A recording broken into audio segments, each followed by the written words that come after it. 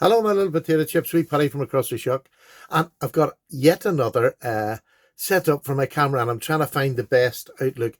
I think this one is fantastic. In fact, when it's over, I'll probably take you off and let you see the setup, because this is a cheap setup, but to me it looks really good, and we'll see how it looks on video afterwards. But what I thought I'd do is, recently I've been talking a lot about light EDC, harder EDC, and work EDC.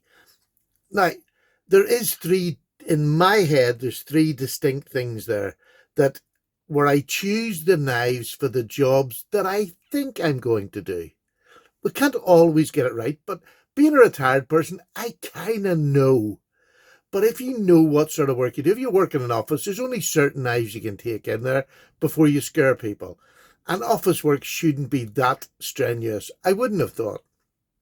But anyway, this is what my setup is now, and it's a new setup because I'm using these things and I love them, the Victorinox. And I've got sort of light to hard, or more use, sorry, less use to more use, the way they're sitting, and we'll go through them.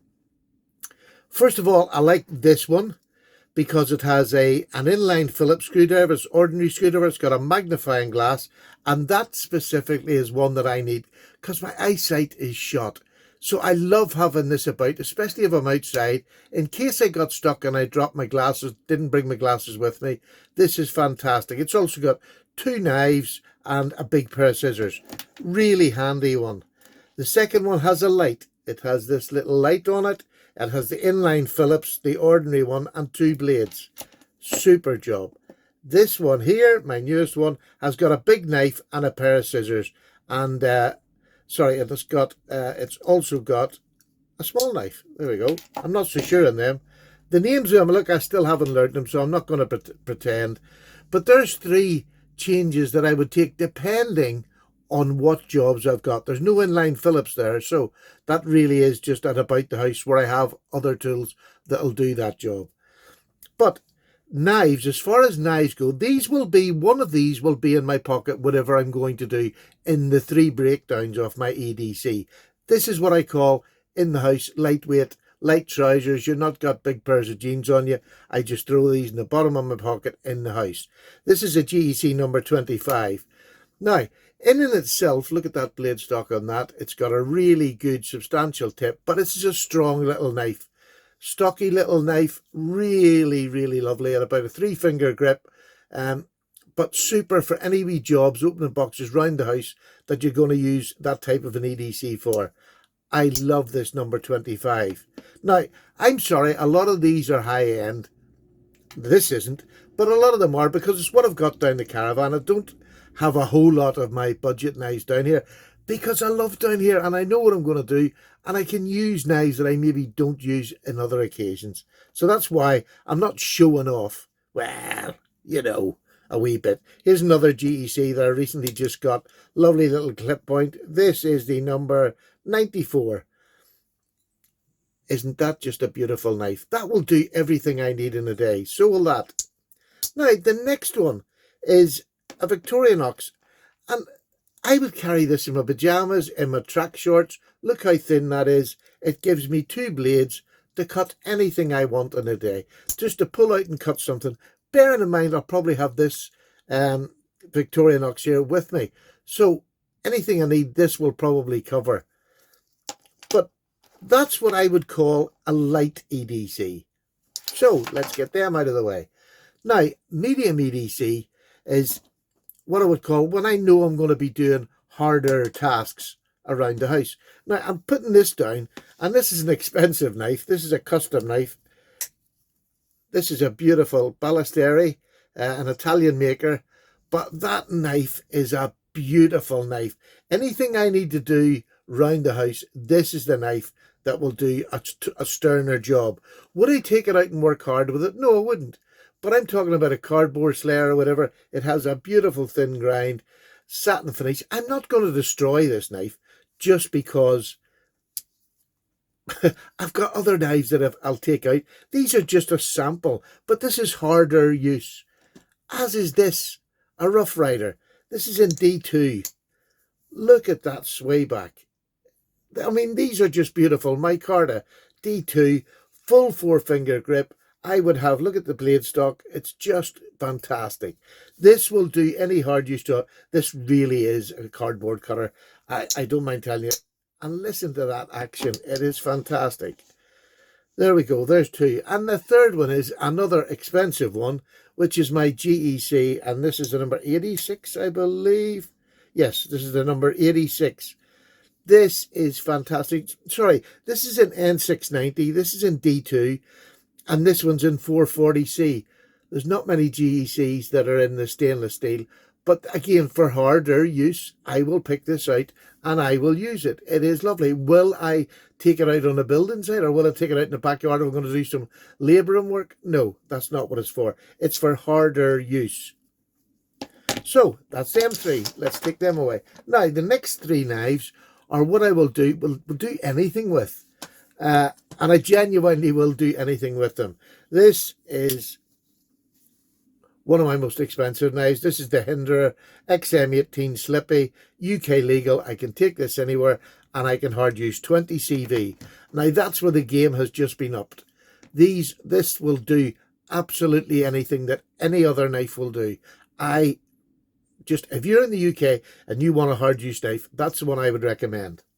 Now, if you can't go to that, this is another custom, but this one costs just over £100, and this was from Ashley Harrison, and this is probably my favourite to use and carry when I'm going to do hard work. This is no one tool steel. You can beat this to death. This has got a nice thick blade stock on it, sturdy as well. This has a nice blade stock on it, tight as you like, spring, just the most beautiful strong back spring on that, but you can sneak up. This is my worker, especially if you're going to do hard detailed work like scoring on wood and things like that. That's the knife you want to use. And this is a new one to my collection, and this is fast becoming a favourite because this one could actually do all three genres happily.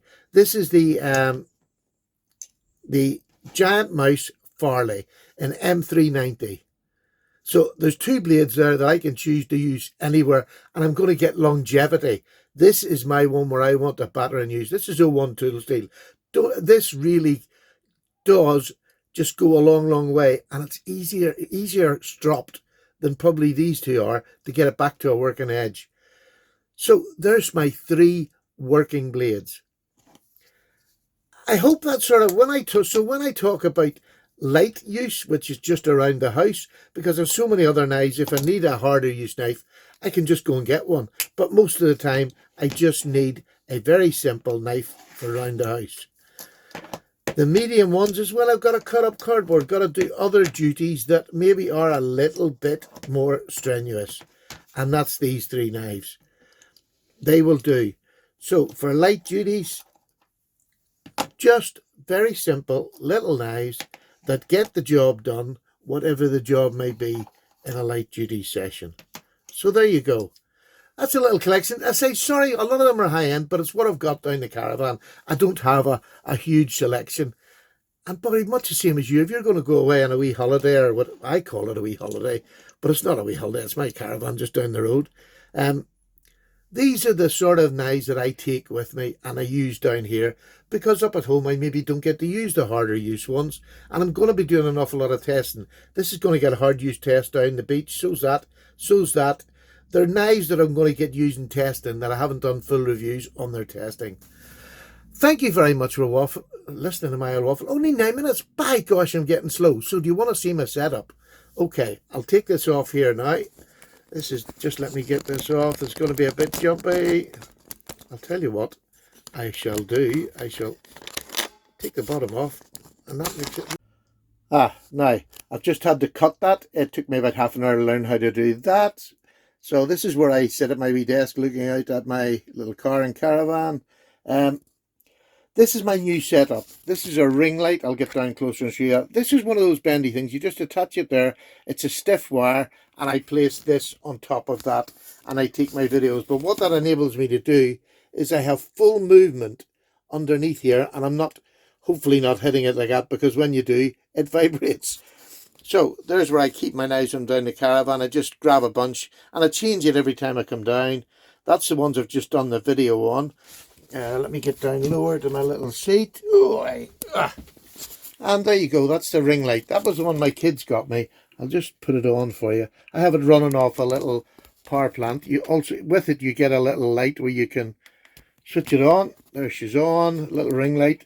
And it actually even lets you do different colors. It's fantastic. And I can do that all from there, which is great. And you can also dim it up and down just from that wee switch, which is fantastic. So at night time, when I don't have this lovely backlight of the caravan, I'll just turn that off.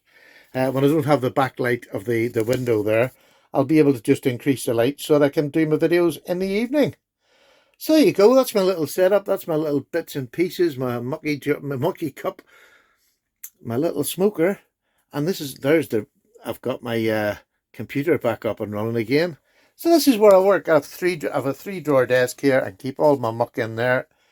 And this is where the magic happens at the caravan. Take care. Bye-bye now.